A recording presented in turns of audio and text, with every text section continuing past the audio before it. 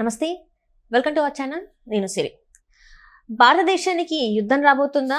అందుకే రక్షణ శాఖ మంత్రి రాజ్నాథ్ సింగ్ గారు ఈ ప్రకటన చేశారా?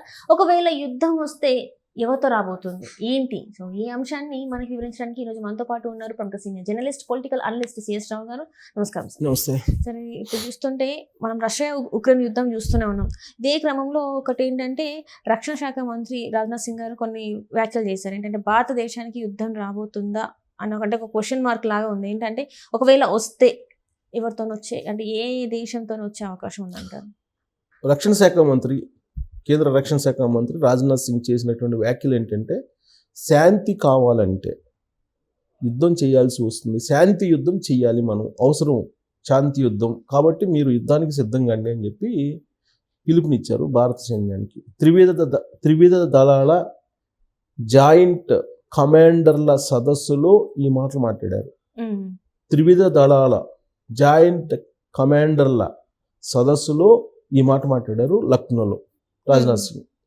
ఆ మాట మాట్లాడారంటే యుద్ధానికి సిద్ధంగా ఉండండి అని అంటే ఖచ్చితంగా యుద్ధ ఛాయలు కనిపిస్తున్నాయి అని చెప్పి భావించడానికి అవకాశం ఉంది. ఆ వ్యాఖ్యలు అందెవరు? రాజ్నాథ్ సింగ్, కేంద్ర రక్షణ శాఖ మంత్రి. కాబట్టి ఆ స్థాయిలో, ఆ హోదాలో ఆయన ఆ మాట అన్నారంటే యుద్ధ ఛాయలు మనకి దగ్గరలో, సమీపంలో కనిపిస్తున్నాయి అనేటువంటి భావన కలుగుతుంది. దానికి కారణం ఏంటి అంటే, ఆయన ప్రస్తావించినటువంటి అంశాలు ఏంటంటే, ఒకవైపు రష్యా ఉక్రెయిన్ యుద్ధం జరుగుతుంది, ఇంకొక వైపు ఇజ్రాయెల్ హమాస్ యుద్ధం జరుగుతుంది, ఇంకొక వైపు పక్కనే ఉన్నటువంటి బంగ్లాదేశ్లో అక్కడ గందరగోళం జరుగుతుంది, ప్రభుత్వాలు మారిపోయి ఇప్పుడు ఆ బంగ్లాదేశ్ మాజీ అధ్యక్షురాలు ఇండియాలో ఉంది. బంగ్లాదేశ్ పరిస్థితిని చక్కదిద్దాల్సినటువంటి బాధ్యత కూడా భారతదేశం మీదనే ఉంది. భారతదేశం కూడా అలానే ఫీల్ అవుతుంది. ద్వైపాక్షిక సంబంధాలు బలంగా ఉంటాయి కాబట్టి రెండు దేశాల మధ్య ఆ దేశంలో సుస్థిరతను కాపాడాల్సినటువంటి బాధ్యత కూడా పెద్దన్న పాత్ర భారతదేశమే పోషించేటువంటి అవకాశం ఉంది. ఇంకొక వైపు బీజేపీ యొక్క అమ్ముల పొదిలో ఉండేటువంటి ఒక అభిప్రాయం ఏంటంటే, అనేకమైనటువంటి ఉన్నాయి బీజేపీకి సంబంధించి వాళ్ళ పార్టీ పరంగా చాలా అంశాలు ఉన్నాయి. వాటిలో ఒకటి ఏంటంటే, పిఓకేని ఓన్ చేసుకోవాలి, పాక్ ఆక్రమిత కాశ్మీర్ ఏదైతే ఉందో దాన్ని భారత భూభాగంలో కంప్లీట్గా కలుపుకోవాలి అనేది ఒకటి ఉంది.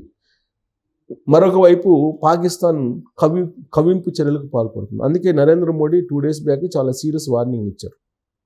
ఎక్స్ట్రాల్ చేస్తే అంతే సంగతులు అని చెప్పి అన్నారు. అంటే యుద్ధం తప్పదు అనే యాంగిల్లో ఆయన కూడా మాట్లాడారు. సో ఇప్పుడున్నటువంటి పరిస్థితుల్లో పాకిస్తాను చైనాతోటి సాన్నిహిత్యంగా ఉంది, పక్కనే చైనానేమో భారతదేశంతో కొంత ఘర్షణ వాతావరణంతో సరిహద్దుల్లో ఉంది. బట్ రెండు దేశాల మధ్య సంబంధాలు కొంచెం మెరుగ్గానే ఉన్నాయని చెప్పి అనిపిస్తున్నప్పటికీ కూడా సరిహద్దుల్లో మాత్రం ఘర్షణ వాతావరణంలో పాకిస్తాన్ భారతదేశంతో చైనా గేమ్స్ ఆడుతుంది. రాబోయేటువంటి రోజుల్లో ఒక పెద్ద ఆర్థిక వ్యవస్థగా భారతదేశం ఎదుగుతుంది, ప్రపంచంలోనే నెంబర్ 1 ఆర్థిక శక్తిగా ఎదిగేటువంటి అవకాశం ఉంది అనేటువంటి ఒక అభిప్రాయం ఉంది. ఈ ఆసియాలో ఆర్థిక వ్యవస్థని బలోపేతం చేసుకునేటువంటి విషయంలో కానీ, అభివృద్ధి విషయంలో కానీ పోటీ పడుతున్న రెండు దేశాలు, ఒకటి చైనా, 2 భారతదేశం. సరే, రష్యా లాగో నెంబర్ 1 కంటే అది వేరే. సో ఇప్పుడు రష్యా సపోర్టు భారతదేశానికి ఉంది. సో అలాగే రష్యాకు సంబంధించిన పుతిన్ అధ్యక్షుడు ఏమంటున్నాడు, అమెరికాలో ట్రంప్ ఎట్టి పరిస్థితుల్లో గెలవకూడదు అని చెప్పి ఆయన అనుకుంటున్నాడు, మద్దతు కమలా హ్యారిస్కి ఇస్తున్నాం అని చెప్పి ఆయన చెప్తున్నాడు. ఇటీవల కాలంలోనే రష్యా ఉక్రెయిన్ 2 పర్యటనలు ముగించుకున్నాడు నరేంద్ర మోడీ. ఇప్పుడు తాజాగా పుతిన్ ఏమంటున్నారు, యుద్ధాన్ని ఆపేలాగా చేసేటువంటి సయోధ్య చేసేటువంటి శక్తి భారతదేశానికి ఉంది అని చెప్పి పుతినే వ్యాఖ్యానించారు తాజాగా. సో ఇలాంటి పరిస్థితుల్లో భారతదేశం వేసేటువంటి అడుగుల వైపు ప్రపంచ దేశాలన్నీ కూడా చూస్తూ ఉన్నాయి. ఇలాంటి సందర్భంలో రక్షణ శాఖ మంత్రిగా ఉన్నటువంటి రాజ్నాథ్ సింగ్ యుద్ధం చేయాల్సి వస్తుంది, శాంతి యుద్ధం చేయాల్సి వస్తుంది అని చెప్పేసి అంటున్నాడు. శాంతి యుద్ధానికి మీరు సిద్ధంగా ఉండండి అని చెప్పి త్రివిధ దళాలకు పిలుపునిచ్చారు అని అంటే, ఒకటి పిఓకే కోసం యుద్ధం చేయాల్సి వస్తుంది. అప్పుడు ఖచ్చితంగా పీఓకే దగ్గరికి వెళ్ళినప్పుడు పాకిస్తాన్ తోటి యుద్ధం చేయాల్సి వస్తుంది. సో పాకిస్తాన్ తోటి యుద్ధం తప్పదా అనేటువంటి భావన ఇప్పుడు కలుగుతుంది. ఎందుకంటే ఎన్నికల ముందే పీఓకి సంబంధించినటువంటి అంశాన్ని పరోక్షంగా బీజేపీ ప్రస్తావించింది. పీఓకి ఎప్పుడైనా మనదే, కానీ అది వివాదంలో ఉంది. దాన్ని మొత్తం ఓన్ చేసుకోవాలి అనేటువంటి ప్రయత్నం ఉంది. సో పీఓకేలోకి వెళ్ళి పీఓకేని మొత్తం భారత భూభాగంలో కలిపేసుకోవాలి అనేది ఒకటి.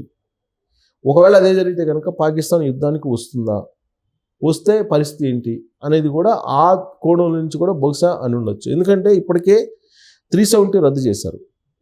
2024 ఎన్నికల ముందే 370 రద్దు చేశారు. 370 రద్దు చేయడం అని అంటే అంత ఈజీ కాదు. కాశ్మీర్కి ప్రత్యేక ప్రతిపత్తి కల్పించేటువంటి 370ని రద్దు చేసింది.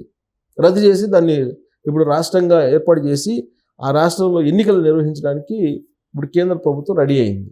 ఆల్రెడీ దానికి సంబంధించిన నోటిఫికేషన్ కూడా ఇచ్చారు. సో రాబోయేటువంటి రోజుల్లో ఎన్నికలు ఉంటాయి.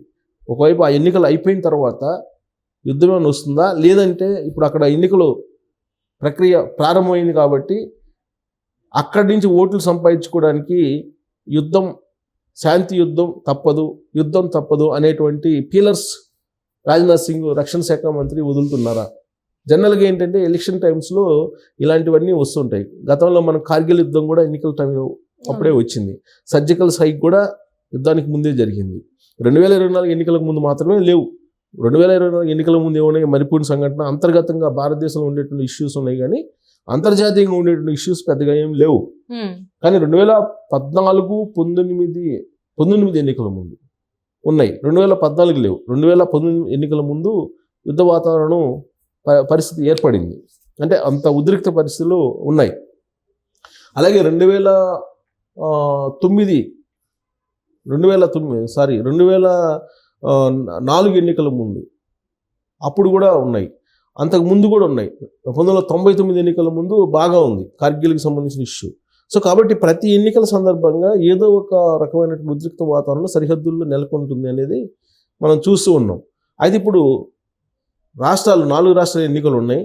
ఈ 4 రాష్ట్రాల ఎన్నికల సందర్భంగా ఇలాంటి వాతావరణం ఏమన్నా వస్తుందా, వచ్చేలాగా చేస్తున్నారా, లేదంటే నిజంగానే యుద్ధం వచ్చేటువంటి అవకాశం ఉందా అంటే రాజ్నాథ్ సింగ్ లాంటి రక్షణ శాఖ మంత్రి మాట్లాడటం అనేది కొంత ఆలోచించాల్సిన విషయం. ప్లస్ ఆయన ఉదాహరించారు రష్యా ఉక్రెయిన్ యుద్ధాన్ని, హమాస్ ఇజ్రాయెల్ యుద్ధాన్ని, తర్వాత బంగ్లాదేశ్ పక్కనే ఉన్న బంగ్లాదేశ్ పరిస్థితులు, వీటన్నింటిని కూడా ఆయన ప్రస్తావించారు. కాబట్టి ఒకవేళ అవసరమైతే యుద్ధం వస్తుంది, మీరందరూ రెడీగా ఉండండి అని చెప్పి త్రివిధ దళాలకు సంకేతం ఇచ్చారు. కాబట్టి ఏ రోజైనా ఏదైనా జరిగేటువంటి అవకాశం ఉంది అని చెప్పి మనం భావించడానికి అవకాశం ఉంది.